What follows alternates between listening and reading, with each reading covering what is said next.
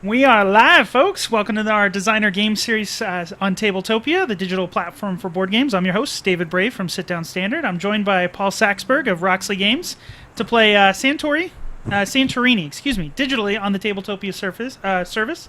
Now, if you don't know what Santorini is, it's an abstract game where players are going to be working to construct buildings on the island of Santorini. And what you're trying to do is be the first player to get one of your builders to reach the third level of one of the towers built in the game. Very easy to play, easy to learn, but I'm going to have Paul, since you're from Roxley Games, give us a quick rundown of the gameplay, the objectives, and just general overall feel of the game. So go ahead and take it away, Paul. Thanks, David. Actually, you've covered most of it already. It's an incredibly simple learn. It's one of those games where the rules are very, very simple to start with, and the complexity emerges from the game. You can see the board up here as we speak right now. The heart of the game is essentially that you must move and you must build. It's really that simple. And the builder you have that moves is going to be the builder that builds. So, as you said, your goal is to get up onto level 3, but you move before building. So what you're always doing is setting up the stairs you hope to go up. You can only go up one level at a time. This always means that your opponent has a turn in between to either take the stairs himself or build on top of them to block them or do other things that may be available to mess with you. So it's never quite as simple as it looks, despite the rules being very, very simple. Would you want to just launch into it? The complexity also comes later on from the god powers, but we generally recommend people's first game be played without them. And then once they understand how the game works, they'll understand why the god powers are valuable. Cool, and here at the bottom we've got a couple of the god powers. So we've got Artemis and Athena. And these, like you said, will give each player a unique ability that's kind of throughout the game. Those are also extremely simple, so if you want, we could just dive right into those too. Yeah, let's do that. The game comes with, I think it's 55 total gods and heroes. There's a lot of variety and replayability and combination. We've got two of the basic starter ones out here. On the left, we have Artemis, and her power is simply that when your builder moves, it has the option to move a second time before building. This can be very, very useful if you set yourself up multiple levels that you can go up towards the win, for example. Athena's power is a restrictive one. On her turn, if she moves up a level, then on the following turn, her opponents may not move up a level. You can do anything else, you just can't climb on your turn. So it's a temporary block. But if you time that correctly, that can be decisive sometimes. So I've set this up for you to play Artemis and me to play Athena, just for the sake of the demo. And yeah, we've got the three different pieces of the towers here in each of these bags. So you've got the base, the middle, the top, and then of course the dome. And once the dome is placed, there's no way to deconstruct a tower, correct? No, and you're getting things that I forgot to explain. So thank you for that. Not a problem. Yes, when you build on the ground level, you start with the level 1, like so. Level 2, and you can only go up one level at a time. So if somebody puts a level 2 on it, that immediately stops you from moving up there. You would instead have to move in between to a level 1. And as you said, the goal is to get to level 3. So there's level 3. And when somebody builds on top of level 3, that dome now puts that space out of play and blocks it permanently for all players. So eventually, if you're considerably good at blocking each other, the board will in fact fill up, and sooner or later somebody will not be able to move anymore. If that happens, that's another way to lose the game. So it is a valid strategy to try and wall your opponents into a corner or something like that. Gotcha. All right, so let's go ahead and kick it off. I'll just put these little pieces back here. So the start player actually places both of their workers. So since actually mine are already on the board, so why don't I be the start player? Then the second player places their 2 workers anywhere you like after seeing where mine are, and then I will take the first move. All right, I'll go there and kind of spread apart here a little bit. Okay. Okay. So again, I have to pick one of my people. They can move in any direction. They can move diagonally. They cannot move onto another player or off the board. So Just dive right off the island. I like to control the center, sort of as a general. Like that's my. I'm an old chess player, and that's always really important in chess to control the center. And then, so your build that you do is also within one of that builder that you moved, and it could be at any height, but it has to be the builder that moved. It has to be within one of them. Gotcha. All right, so that's as simple as that. So now it's my turn, correct?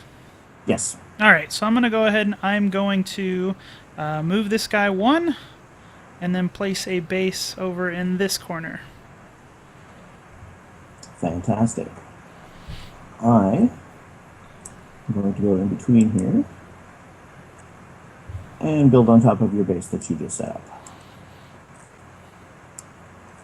So there's no restriction with building. You could be on the ground floor and build all the way up to the top. It's just when you move up the tower, you can only move up one spot. Correct. I could have put a dome there if that was a high enough building. Gotcha. Okay. All right. So the god power is already starting to make a difference because you're Artemis. If you were anyone else, I would have just blocked you from going up to level 1. But because you're Artemis, you could get to the middle if you want to. Right. Because I can move up to 2 times instead of just 1 time with my builders. Correct. All right, so I'm going to go ahead and I'm going to move here, and I'll build another base right there. All right, I'm going to make a move just for the sake of demonstrating how it works, not because it's a particularly good move. But I'm going to spend my move climbing up 1. And again, you can only go up 1 at a time. And now, then and since you've climbed, I can't climb on my turn, correct? Exactly. You can do anything else you like, but you cannot go up a level. Awesome. Well, not so awesome, but... All right. So it greatly restricted this guy's movement this turn. Now, since I have 2 moves, could I actually move this guy here, where he would be here and then diagonally? You cannot move through my builder. They have to be taken as 2 separate moves. Gotcha. So the first move would be illegal. Gotcha. Okay. In that case, I am going to... I don't want to build a second one there. So I am going to move here and then build a base right here. All right. Let's see where this goes then. So I will go there. So I have not gone up a level, so you're free from that restriction now. But I will put another level 2 in the middle there.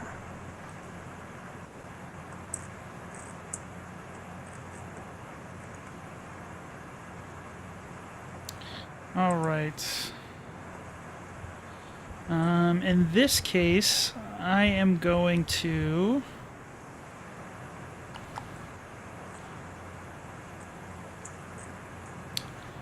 I'm going to move... actually, you know what? I'm going to move here. I'm just going to take 1 move, and then I'm going to put a top on this. Interesting. Thanks for bearing with me, incidentally. I think that might have actually been one of the worst explanations for this game I've ever done. Hey! Now that we're recording it, I have to miss a couple of crucial little things. No worries. It's such a simple game. Exactly. All right, so there's my move. All right, and since you went up a level, I cannot go up a level. Correct. So you're really only at a couple of spots to do that anyway. All right, let's see what I want to do here. 1, 2. And I'm going to build a base right there. Actually, I take that back. Right here. Interesting. I'm probably not playing the best, but... I think a lot of the subtleties to this game are something that you kind of master over time. Like, I've played probably about 120 games of it now, but if I play against the designer, for example, I will lose. It doesn't matter which one of us has what god, or even if he doesn't have a god and I do, he's just going to beat me because he'd be watching our game right now and going, oh, that was a mistake. Exactly. And I would have absolutely no idea why. Well, see, that's why whenever I play, playing these against designers and people who work in the industry, it's like shooting pool left-handed. If I make the shot, it's like, hey. But if I miss it, it's like, I shot left-handed. What do you want? Oh, that's why you should always call the crazy shots in pool, because if you get them, you look like a wizard, right? Yes, exactly. But nobody was really expecting you to get them, so you didn't lose anything if you miss. All right, let's see. I'm gonna go here, and then I'm gonna build another base right there. Interesting. So what's happening up at the top is something I've observed sometimes, is that players who are kind of jerks sometimes will every time you build the level 1, they'll put a 2 on top of it, so you can never get up to the higher levels, and that's just frustrating, right? But of course, you have set yourself up this interesting formation down at the bottom, so I can't do that to you because you got options. So it kind of felt like I had a strategy, but I didn't know where it went. Mine is just a mitigating disaster. That's how I play most board games. All right, let's go play. Let's go play over here. So no, I think I want to keep separate, because the other thing about playing against Artemis is she's got so much mobility that I can't leave a corner of the board, because you can zip over and play in it before I can get over to stop whatever you're doing. Right. All right, so I'm going to go ahead. Let me make sure I can. All right, I'm going to do this. I'm going to move up, take advantage of the fact that you didn't move up last turn, and start making my way up that hill. Seems good. Take the height while you can.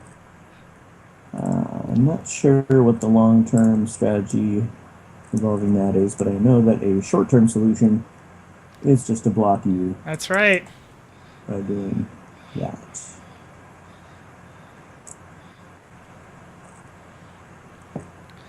All right.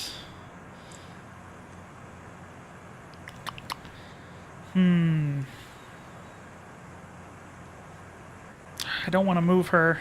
I don't want to move that back builder. So I feel like it's like a stalemate back here. You're right, because I can't move this person and build a third level, because you're in a position to just go in and dome it. Right? Exactly. So it's sitting there like this threat waiting, but it's also occupying your builder. You got to stay within range. It's the Santorini Cold War, man. All right, let's do this. I'm gonna move this guy down, and then gonna go ahead and start. Oh, no, that's interesting. That's interesting. But I think I'm going to do the jerk move and build on top of it, so I can use it and you can't. This gives me some more options. All right. I shouldn't call it the jerk move. It's the good move. That's right. That's right. Hey, listen. if you're not winning, you're not trying, right? All right. So there, I'm gonna move that way, and then drop one of those there. I'm seeing a pattern here. Yeah, I'm trying to. I know the Cold War's happening up here, so I'm just trying to. Trying to lure me away from it? Is that what's going on? Maybe. Right. Might be to my own disadvantage here. Well, it seems to me that I'm getting a nice big building here to play on, and you're down on the ground, so that seems like good building blocks for me. So if I have 2 moves, so I could technically jump on top of this, right? Because this would be one. Yes. All right, I'm going to do that, and then I'm going to build right there. Interesting. Yeah, I'm a huge fan of abstract strategy games. I love how easy you get into it, because I have lots of board games, but it's the 15 to 45 minute explanation, and then everyone's eyes are glazed over. Where this one, like you said, after you play it a bunch of times, it becomes a bigger and better game each time. And I feel like you've put me in a situation where there's a lot of mistakes I can make here. Like this is the spot where there comes a lot of times in this game where sort of the permutations are just too much to think, and you kind of have to go on instinct instead of just logic, which is dangerous. I think that was a mistake. I think it just made me make a mistake. Let's see. I can move here and then diagonally. Whoop. Yes. I can grab her and then move her up there, and then I'm gonna. Still have to build. Yeah, I'm trying to think what I want to do here.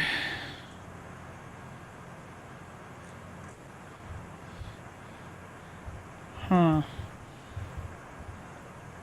I guess I could do this.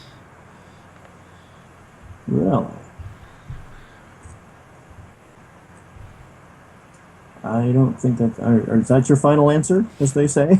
I'm trying to think why that would be a bad move. Because you can only move one spot, right? That's correct. Alright, so I know you can't get to the top of that tower, but you'll probably block it. I could block it, yes. I in theory, could stop you from moving up a level, but I'd have to use this builder over here to do it, because this guy cannot go up, because it's already up. Yeah, I probably just sealed my fate, but let's go with it. You're going to call that your move, I'm going to call that my move. It might be Let's see whether or not this makes you think that was a mistake. So I'm going to move up, and I'm going to build an additional third level right here. Oh, I see. Because you're going to go either diagonal or not. Ah, all right. So, You can't get up onto that. Right. And you can't dome both of them. Sealed my fate. Let's see. Everyone knows the dome on the right is much nicer, so... you do have to move first as well. Yeah, so I'm going to block the dome on the right. And then that would be game. That would be game. See, the thing, it's the building diagonally. It's just because it's so much freedom on building. Yes. Yeah. Yes. Well, you think about it. If you're not in a restricted space, each of your builders has 8 moves, and then each of those moves has 8 builds. So you really have 64 times 64, brackets all around that, times 2 possible moves, minus whatever things are blocked, right? Yeah. So there's a lot of possible futures of this game, and it's hard to anticipate them all. So yeah, that's the trick. Because I think what I just inevitably what I end up doing with this game is just kind of looking orthogonally. All right. Well, since I lost so quickly, maybe we can roll one more and maybe show a couple more powers. Have you played this before? I played it once with a buddy of mine. And then I had a chance to check out the Kickstarter. So I watched some of the videos on there too. I do note that experience does make a difference in this game.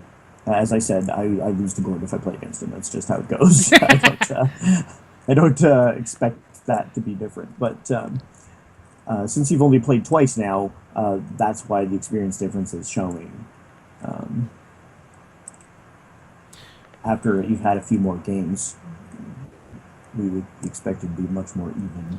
Well, here, I can do this to make this just a little bit easier. I could just hit reset, and then this should put everything back in nice and tidy into the bag. So it'll do a quick refresh here for the game. But one of the perks of playing digitally, no cleanup necessary. So actually, we recommend when we're introducing new players to the game, and this is what I should probably have done, is that I would play without a god power. Or just one of the heroes, because the heroes have god powers that are only usable once per game. Yeah, because I saw some of them are, like, there's one where if you actually drop from the second level, you automatically win, right? That would be Pan, and actually, if you want a decent chance of beating me, there you Pan go. would be an excellent choice, because I seem to have a bit of a blind spot for myself with Pan. I think I've lost more to Pan than to any other god. There you go. All right, so let's do that. I will take up Pan. All right, I will take somebody else then that we have not yet seen. Have you had a chance? I'm sure you've played it with 3 players. It's a little bit more chaotic, or? Well, now I think it comes down to sort of what type of game you're expecting. The designer officially Roxley recommends it as a two-player game. You can. I have played it three players. The one possible flaw is that sometimes the game can devolve into a kingmaker type situation, Right. right? Which of course could be frustrating. Um, I think I want to play Cleo. Cleo's fun. The actually no. Yeah, I'll play Cleo. Four players, I really enjoy. You play teams, and each player has their own god Oh, and that's cool. operates on their turn, and so it becomes a very complex situation. And I like team games to begin with, and so it's really interesting to me. I think that the three-player game is still actually really interesting. It's just like I say, sometimes you have that frustrating end to it, and there's some players who will care about that, and some players won't. Just means you have to be nice to everybody when you play. Well, yeah, and you should be doing that anyways, right? When you're in the Exactly. wrong gaming, if that's not happening. So would you like to go first or second? So when I go first, that means I can place mine anywhere, or am I limited to where I can place it? Right, and I forgot to explain for the audience what happens here. So in the case of Pan, he can win the normal ways, either by attaining level 3 or by walling off both of my players so they cannot move. He can also win by jumping off a level 2 building, going down 2 levels. Cleo's special power is the first 3 times I build, I'm going to put one of these coins on top of the object that I build. This space is now off limits, so on your turn it looks like a dome. You can't build there, you can't move there. I can still build or move there, as long as it is. If I build on top of it, then it will go away unless I put another coin on top of that, for example. That's the first 3 times I build, that automatically happens, and then I have no other powers for the rest of the game. Sounds good. So with placing my builders as the first player, am I open to just place them anywhere on the board, or is there a certain... Anywhere you like. All right, I went far away last turn, so I'm gonna keep these guys a little closer this time. Alright. I have my own theories about Cleo, so... The problem with Pan is, you cannot let him get away from you. A lot of the games against Pan, it's kind of like... Somebody online described it as, "Hey, come back here, you silly fawn." You spend the whole game chasing him around like a sitcom or something. Exactly. All right, so I am first. I'm going to go ahead and do this. Try to work to get in your way a little bit. Yes, and I'm already faced with an interesting decision, because one of my favorite moves as Cleo is to put my blocks right in the middle of the board, so that I control them and you can't use them, right? Which is very, very annoying thing to do. But of course, the best thing to do against Pan is to build on top of his first building so he can't use it.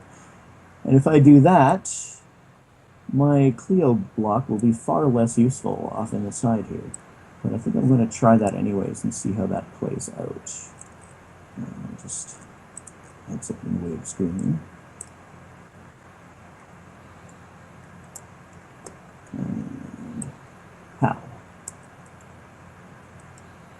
Go ahead. All right, so I'm going to go here and then build in the corner. Oh no, this is actually quite interesting. Let's try something.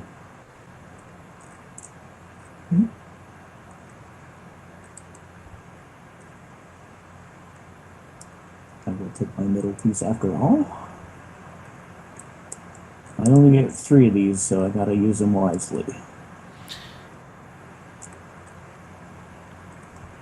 All right.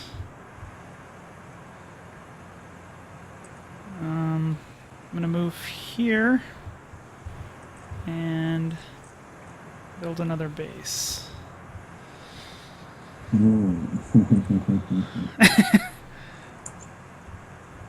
Oh, this is fun. I don't think it works. I don't think it works. But I'm going to try it anyway, just because we're just having a quick demo here, right? Let's see what happens.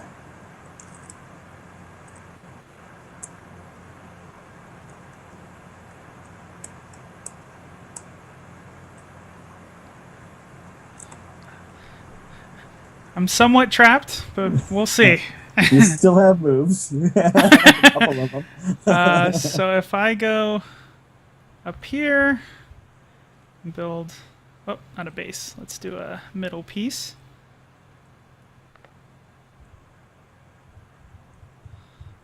So this is very close to forcing my hand. I'm not quite there yet. And for Pan, I literally have to jump from a second all the way to the ground floor, right? It can't be from 2 to 1. Correct. Okay. There are some strange situations into the game where you can get up onto level 3 without actually winning. And so in that situation, you could jump down to a level 1 and it would count as a win. But those are very rare and unusual circumstances. Now, I was trying to build you a trap here, but it's just not going to work because I have to move. And if I move this person away, I'm essentially giving you the game. And if I move that person away, then it lets you out of the trap, which is kind of frustrating. Defeats the whole purpose. But I guess what I can move up here without ruining my coin. So I'm going to do that. And let's put a base over here. All right. So I'm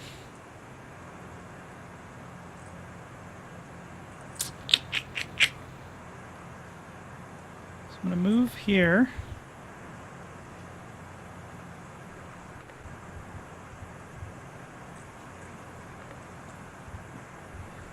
Interesting. I think I see what you're trying to do. Kind of a situation where you have multiple level 2s to move to. Exactly. So I can't do anything about that.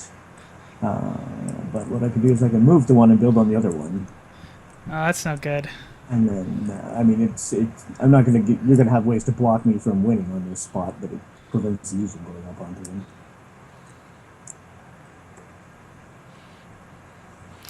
All right, so I know what I have to do, but I'm wondering if I'm going to go... See, I just don't want to block myself. I want to go here. I think that's right. Yeah, I think the other way leads to you being trapped. Yeah, exactly. All right, and then we got the dome there. All right, we have domes. This makes it my turn. Lovely. I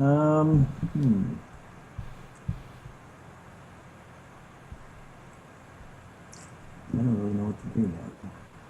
All my lovely imaginations have ended in that dome.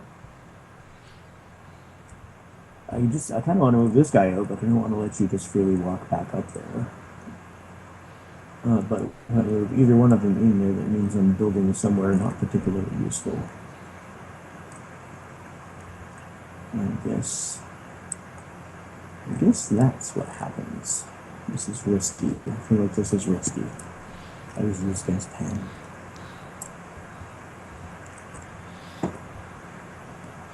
All right. So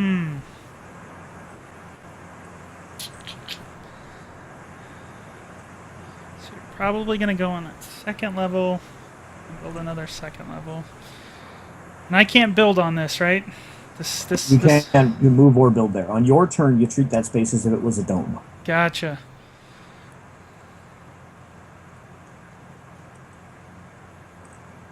I'm just going to shift it over there because I landed. I'm going to move up and then build.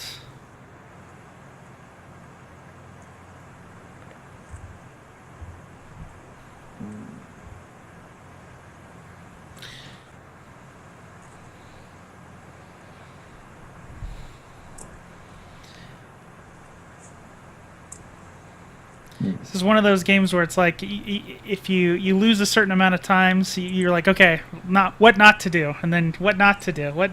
Trial by fire. Yes, every time you lose, you will learn something not to do next time. All right, so another sneaky thing to do against Pan is just to put as many level 1s out as you can, so he has nowhere to jump down to.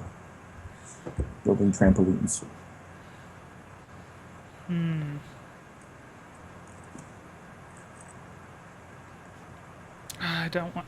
I'm always worried about being trapped, but...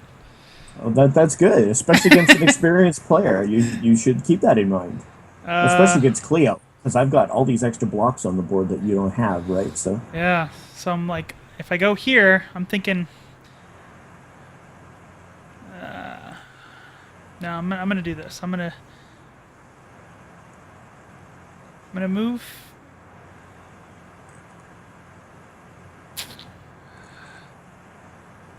I'm so worried about. Let's do this. Let's do this. I'm gonna go off. I would love to play my gods against you. I suggested the fates, and they turn the game into a very psychological duel, and you sound like you'd be somebody really fun to play that against. They create a sense of paranoia in you. Exactly. The madness, it's getting me. Alright, so that's your move. What am I going to do about that? See, now I'm starting to feel the paranoia because you're moving out into free space here, and I'm not blocking you off. And I feel like I really should be blocking you off. And it's dangerous when you don't block them off. On the other hand... See, the builders, they look so happy, but they're devilish. Ha ha ha ha. On the other hand, I can do some nasty things to you now that you left me this corner to play with. Would you look at that? There you go. That's no good. Some nice, lovely level 2s that you can't do anything about.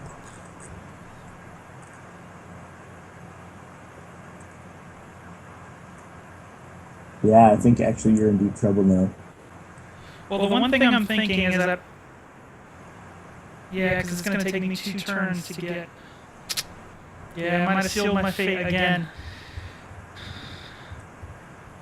Again, like I say, it's not really fair. I probably shouldn't have played with the god. Right? Don't worry about it. I'm going to go here. That is definitely a defense to force me to do something to stop you. Because you are 2 turns away from winning right now. I don't really want to send this poker over there. But if I don't, then you will win. Well, that's no good.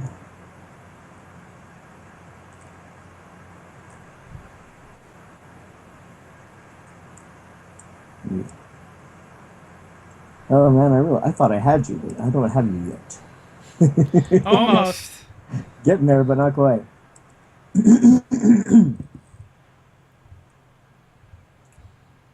Okay, I think it's more useful for me to be there and put a 3 on that.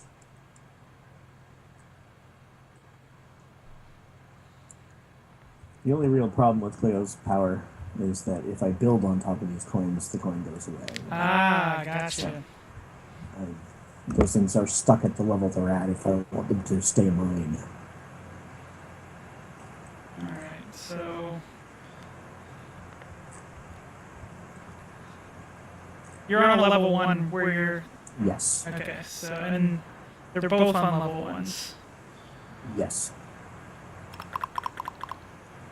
So I don't know if I want to do that, because then you could move up and then move over, so you'd be able to lead me in 2 turns. So you could go here and then there.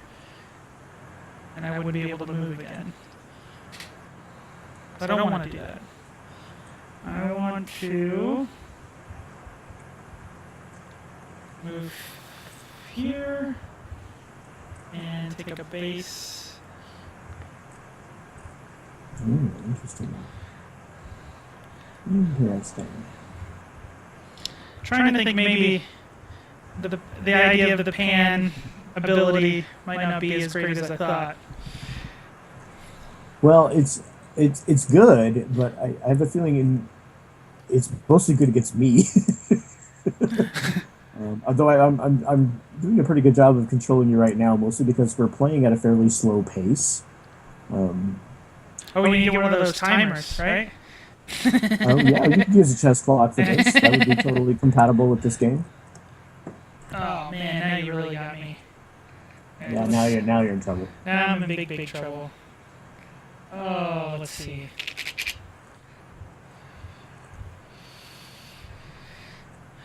Shoot. Yeah, in fact, I'm now 2 turns away from winning, and there really isn't much you can do about it. I'm trying to go there. Can't go there. Yeah, because you could put a level 3 on here, but that's not going to stop me because I can move up close to this dome and build, and then walk onto it the following turn. I've got a builder, 2 Clio pieces, and a level 2 stopping you from getting up there. Yeah, I think I'm toast. But I will do. No. Oh, sorry. Go ahead. Well, let's put the back up then. I was going to explore something with you. As you were. I think I'm going to do this. I'm going to move over. If I place that top there, it's going to take you. I think it's one of those pick your poison. So if I go here, you're going to move up and then build another one, and I can't get to that. That's exactly what I'm going to do. I'm going to go up here. Actually, I'm going to do this anyways, no matter what you do. Yeah. Man, those coins, man, those are awesome. All right, so then, in this case, as everyone knows, beachfront property is always more desirable, so I will block you from that. And there's the win. There's the win. The game generally ends in a checkmate, really. You can always see it coming half a turn ahead. I think that's my problem. What I'm doing is I'm thinking about all the ways that I'm playing a defensive strategy, but then I never take on the aggressive. That's what I got to start doing, I think, a little bit more. But yeah, I absolutely love this.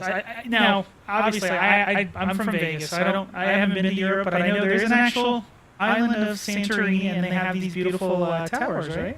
Yes, I've never been there myself. The designer has. We during the campaign, the Kickstarter campaign, one of our social stretch goals was to have people send us their vacation pictures from Santorini, and we reposted a bunch of them, and they're just beautiful architecture.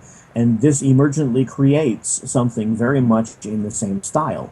They do have all white buildings, and the designers here have created, the interesting features on the sides of the blocks and so on and so forth that mimic parts of those buildings, and then all the domes are this color. So anyone who has been to Santorini will recognize this is exactly what the game is going for. And the physical game hasn't come out, but I know. Did you guys work with Tabletopia to kind of release this in the same time period as the Kickstarter, or shortly thereafter? I'm actually not certain of the timeline. I think I'm pretty sure it was available during the Kickstarter. Yeah. I don't have a correct answer for that. I'm sorry. Oh, that's no worries. I always like a lot of the games I've been seeing, they're like Kickstarter games, so it just gives people the opportunity to actually play the game before. Well, this of course has been out for a very long time, right? It's been out for decades, and people have their homebrew versions and the old versions with the white blocks. We just this is our chance to reimagine it with the over the top quality pieces and thematic attachments, and then fully developed gods, far more than have ever been on the game before. Actually, I shouldn't say that. Gord actually has, Dr. Gordon Hamilton, the designer, actually has a database with something like, I don't know, hundreds of gods in it. That's awesome. But, and absolutely someday there will hopefully be an expansion with another 50 or 60 for people out. But what we've done here is created sort of the main classic ones, and then there were new ones developed because we got a number of really excellent ideas and suggestions back during the Kickstarter campaign from the community themselves. Very cool. I contributed one, right? And so there was a lot of material here that wasn't there before. Very cool. Well, I know it was wildly successful, so it was. I remember it just went crazy when it first came out. I think it's the components. Blew us away. Yeah, it's just the components are fantastic. And again, it's just cool to actually have a chance to play the game and kind of see some of the different god powers. And it's just awesome. It's really cool to actually enjoy it. And again, we're on different parts of the world. Well, not world, but country, and able to play. So very, very cool. And then I know you guys have lots of other great games over at Roxley. I have a copy of this somewhere over here of Super Motherlode. Love that game. Big fan of Dig Dug and all that great stuff when I was playing the 8-bit version back in the day. That was Roxley's first game, yes, and of course a bit based off inspired by the original Super Motherlode video game, which we got the license for, and that's where all the characters come from. Very, very cool. Well, yeah, definitely. We'll have to play some more games, but this will conclude our designer spotlight of the Santorini. Definitely, it should be coming out maybe sometime later this year, or maybe early next year, the physical copy, but you can always come on to Tabletopia, check it out, and enjoy it. Play with your friends and family, anywhere in the country or the world. Until next time, bye.